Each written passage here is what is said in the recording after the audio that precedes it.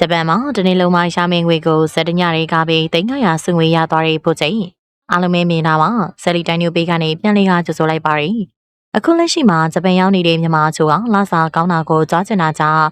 မြန်မာမှာတနေ့ဂျပန်မှာတလားဆိုပြီးတော့ဂုံနေကြပါရီဒီလိုချိန်မှာပဲဖို့ချက်ကတော့ဂျပန်မှာတနေ့လုံးလုံးမှရှာလောက်မယ်ငွေကြီးပမာဏကိုတညတာဇက်ကပြီးတော့ရှာသွားခဲ့ပါပြီ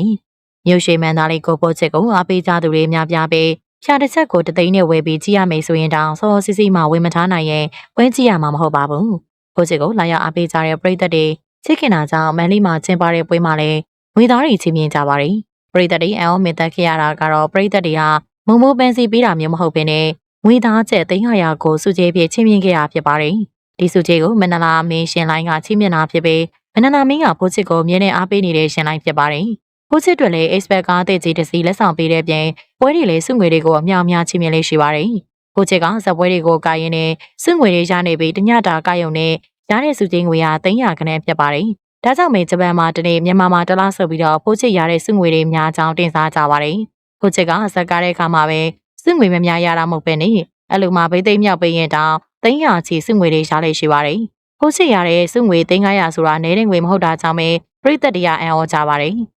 အခြားမင်းသားတွေစုငွေတွေများများရှာတာရွှေရှိပေမဲ့ဖိုးချစ်ကိုတော့မမီသေးပါဘူး။အလို့ရှင်နေတဲ့ပြည်သက်တရားဘာကြောင့်ဖိုးချစ်ကိုဒီလောက်ရဲရော်စုပေးချင်တာလဲဆိုတာကတော့ဖိုးချစ်ရဲ့အနုပညာတန်ဖိုးနဲ့စေတနာကြောင့်ဖြစ်ပါရီ။ဇက်ပွဲတွေပြန်မကရချိန်မှာဖိုးချစ်ရဲ့အလုပ်တွေလည်းနားထားခဲ့ရပေမဲ့အသက်ကြီးတဲ့အနုပညာရှင်တွေကိုပြန်လည်ကြည့်ရှုပေးခဲ့ပါရီ။သူ့မှာရှိတဲ့ငွေတွေကိုစိုက်ထုတ်ပြီးတော့ထောက်ပံ့တဲ့အထိအနစ်နာခံတဲ့စိတ်ထားကိုအကျိုးကိုအခုအချိန်မှာပြန်လည်ရရှိခဲ့ပါရီ။ဒါရီမကာဒီဝဲနဲ့ဖိုးချစ်ဟာခင်းနဲ့ညီဆန်းသက်ထားတဲ့မြမစပင်ကြောင့်လည်းလူကြိုက်များပါရီ။ဖိုးချစ်ဟာရှေးရိုးရာစက်တပင်ကိုဒီတိုင်းရိုးရိုးကြီးကပြနေတာမဟုတ်ပဲခလူငယ်တွေစိတ်ဝင်စားအောင်တင်ဆက်မှုတွေထည့်သလို